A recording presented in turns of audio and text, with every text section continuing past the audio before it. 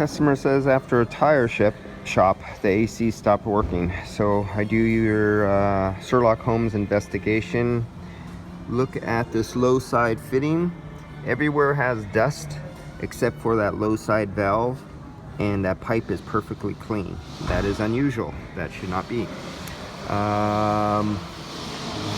a little bit of oily splash. Don't know if they did a oil change. It doesn't look like it. It's still dust there. I cleaned off the dust off the surface of there. I don't see nothing moving in the bottom. I don't see no liquid. This may be an issue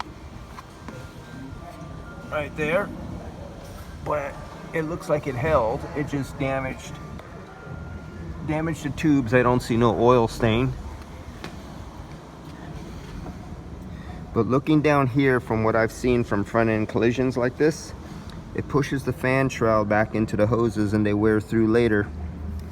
And if we look down there, it looks pretty bright and shiny with no dust on it. Let's look at the fan shroud, how black it is. See how black that fan shroud is? There's no dust on it.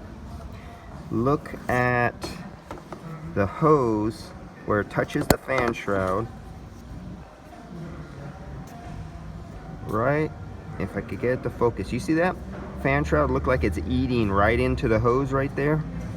I don't know if I could get my finger over there. You see the tip of my finger where my shadow's going? Look at that part. You see that bright shiny black? That's hard plastic.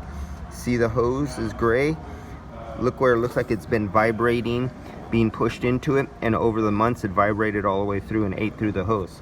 Let's see if I'm right. I'm gonna hook up the dry nitrogen. I'm suspecting when I put in my hoses, there'll be 0 PSI. So let's see what happens.